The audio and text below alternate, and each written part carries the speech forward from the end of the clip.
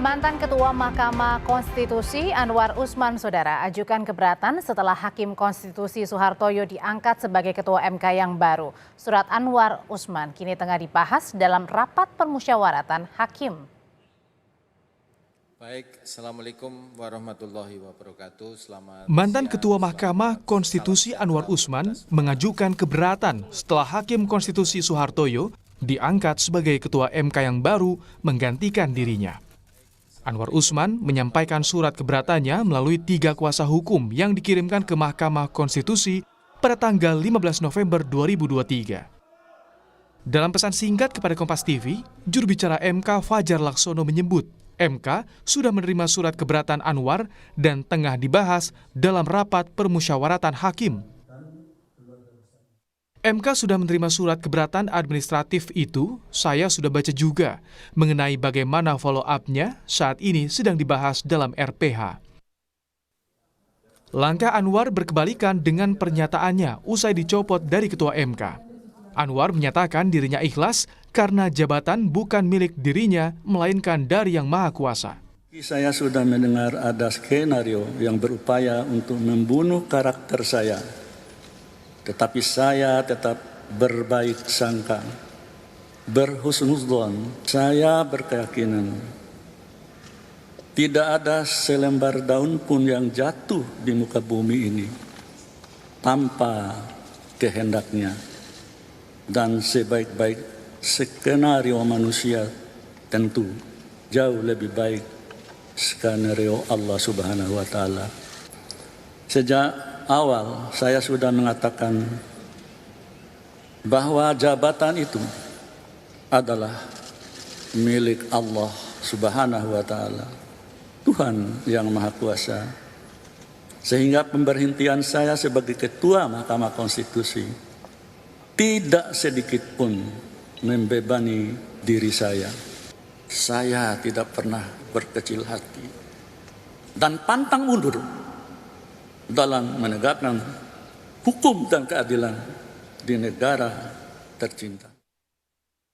Ketua Komisi 3 DPR, Bambang Wuryanto menanggapi soal keberatan Anwar Usman. Bambang menyebut boleh-boleh saja. Bahwa seseorang menyatakan keberatannya ya boleh-boleh saja. Tetapi kan misalnya dalam sebuah voting di DPR ini, kemudian ada yang nggak setuju tapi yang menang itu jumlah terbanyak.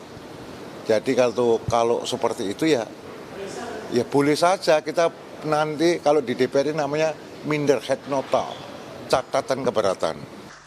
Mahkamah Konstitusi dalam sidang pembacaan putusan etik 7 November lalu menjatuhkan sanksi memberhentikan Anwar Usman dari jabatannya sebagai Ketua MK. Anwar Usman dinilai melakukan pelanggaran berat kode etik atas uji materi tentang batas usia calon presiden dan calon wakil presiden. Tim Liputan Kompas TV.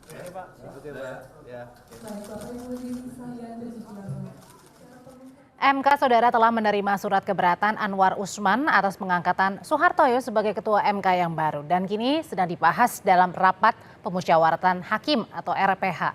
Lalu apa yang bisa dilakukan MK atas keberatan Anwar Usman? Kita berbincang malam hari ini dengan mantan Hakim MK Idewa Gede Palguna, mantan Hakim Konstitusi. Selamat malam Pak Palguna.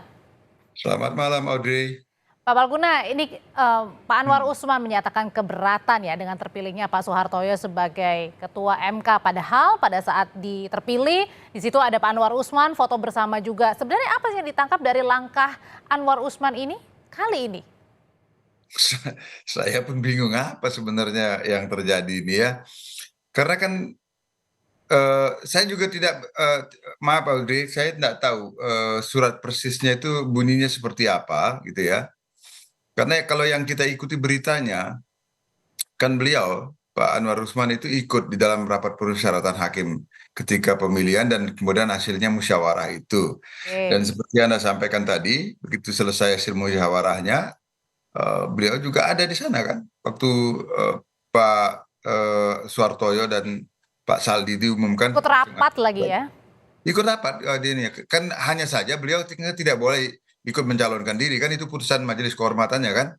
Tapi kan rapatnya beliau ikut musyawarah. Nah makanya bagi saya agak kaget. Ada apa lagi gitu kan? Kalau misalnya memang ada keberatan, tentu pada waktu itu dong, pada waktu musyawarah itu. Ya saya nggak tahu bagaimana musyawarahnya. Tapi kalau memang ada keberatan, tentu saja musyawarah ini tidak akan mencapai mufakat kan? Oh, harusnya Kan- keberatan itu bisa disampaikan pada saat rapat internal sebelum terpilih ya? Ya makanya saya nggak tahu keberatannya dalam soal apa gitu kan? Kalau itu hasil musyawarah, itu kan pasti ada catatannya. Misalnya apa bagaimana bisa terjadi ada keberatan itu sementara faktanya ada mufakat yang dihasilkan melalui musyawarah. Bagi saya jadi Oke. agak sulit juga memahami ini. Iya, karena dari beberapa media ini dibilang bahwa minta MK membatalkan dan tinjau ulang keputusan. Keputusan maksudnya dalam hal ini adalah keputusan terpilihnya Pak Soehartoyo nih sebagai ketua MK. Nah, alasannya apa? Alasannya apa? Kok ada permintaan untuk meminta pembatalan itu, sementara pada waktu hasilnya itu, kalau pada waktu diumumkan, itu kan sudah nyata-nyata. Tidak ada, kecuali saya, terlewatkan ya, tidak ada pernyataan keberatan dari pihak manapun pada waktu itu, dan malah saya ikut bersyukur, cukup berbahagialah. Artinya setelah ada bermacam soal keriuh rendahan yang terjadi di Ya. Mahkamah Konstitusi pasca putusan 90 itu, lalu sampai dibentuk MK-MK dan MK-MK sudah mengeluarkan putusan, akhirnya lahir rapat permusyawaratan hakim untuk memilih ketua dan wakil ketua Mahkamah Konstitusi, dan ternyata berhasil dilakukan melalui musyawarah. Itu yang membuat saya merasa bersyukur gitu sebagai orang yang pernah berada di dalamnya dan sekarang menjadi outsider gitu ya. Dan pada Yang saat mengajukan keberatan ini, Pak Palguna sendiri sebagai mantan hakim MK kaget luar biasa. ya sangat kaget lah kalau ini, sebab begini loh, tanda-tanda misalnya akan ada keberatan itu kan paling tidak kalau misalnya kalau satu hasil pemilihan ketua dan wakil ketua itu paling tidak kalau memang ada keberatan satu lewat voting, atau nanti setelah ada pengumuman itu mungkin pada saat itu ada entah pernyataan pers atau komentar atau apa tentang keberatan itu. Tapi ini kan tidak. Saya berpikir, oh ini jalannya mulus, makanya saya, wah ini bersyukur ini. Oke. Oh tiba-tiba sekarang ada keberatan, saya juga tidak paham. Jadi agak sulit saya memahami ada pernyataan keberatan ini, baik dilihat secara prosedural maupun substantif gitu loh. Ya, kalau sekarang kan suratnya ini sudah dibahas ya dalam rapat pemusyawaratan hakim atau RPH. Nah, sebenarnya kemungkinan apa yang bisa dilakukan oleh MK menghadapi surat keberatan ini, Pak Palguna? Ya dijawab saja gitu. Gimana? Kalau ada Artinya tidak keberatannya, mempengaruhi lagi ya dengan Pak Soeharto yang sudah terpilih. menurut saya tidak bisa lagi. Bagaimana kecuali ada cacat gitu ya. Tetapi kan tidak terjadi. Sebab kalau ada cacat nggak mungkin dong dilakukan pelantikan.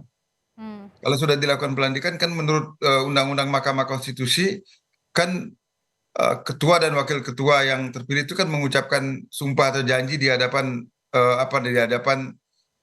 sidang pleno, di pleno hakim. Jadi seluruh hakim di sana dia mengucapkan sumpah dan janji, dan dulu biasanya disaksikan oleh presiden kan, wakil presiden cuma menyaksikan. Ini sumpah dan janjinya itu sudah diucapkan, sumpah atau janjinya itu sudah diucapkan sesuai dengan ketentuan undang-undang. Artinya secara prosedural berarti tidak ada masalah gitu loh kalau menurut saya. Dan keberatan ini tidak pernah sebelumnya terjadi, Pak Palguna? Nggak pernah. Nggak pernah sama sekali. Sepanjang ingatan saya dan sepengetahuan saya dan sepengalaman saya belum pernah terjadi keberatan semacam ini. Makanya saya jadi sulit memetakan, mengomentari pun jadi sulit itu. Apa yang sesungguhnya terjadi, dan sayangnya, mohon maaf Audrey, saya tidak menerima atau kopi suratnya itu persisnya seperti apa bunyinya gitu loh. Mungkin kalau itu bisa saya memberikan komentar lebih terhadap hal itu. Mungkin Audrey tahu atau bisa memberitahukan saya kalau ada poin-poin yang misalnya bisa saya berikan catatan khusus gitu misalnya dari keberatan itu. Saya nggak tahu sama sekali. Oke, tadi saya sempat baca juga dari beberapa media itu tadi Pak, ada minta MK bukti batalkan dan juga tinjau ulang keputusan. Nah, tapi selain soal based on apa gitu kan itu. Selain soal apa gitu. Gimana silakan Oh, lanjutkan. harus ada reasonnya ya, alasannya Ya kenapanya dong, ya. masa tiba-tiba minta ulang gitu, ya Oke. ulangan umum aja ada reasoningnya misalnya orang lebih bawah standar gitu kan. Oke, Ini masa ngulang putusan yang serius itu. Nah, Gitu. Pak Palguna surat keberatannya sudah diterima oleh MK sendiri. Nah, kalau gitu pertanyaan selanjutnya, ganggu nggak nih kinerja MK? Apalagi kan sebentar lagi juga sudah mulai tahapan-tahapan selanjutnya di Pilpres gitu. Nggak akan berpengaruh kalau menurut saya sih. Kan ini putusannya sudah sah, tuh buat apa? Tapi kalau yang bersangkutan atau dalam hal ini Pak mantan Ketua Mahkamah Konstitusi Pak Anwar Usman, kalau beliau mungkin ada perasaan kecewa atau apa itu kan wajar ya, manusiawi ya. Tetapi sekali lagi saya enggak tahu persis bagaimana bunyi suratnya itu, apa yang menjadi keberatan beliau, dan kemudian atas reasoning apa kemudian beliau menuntut pembatalan.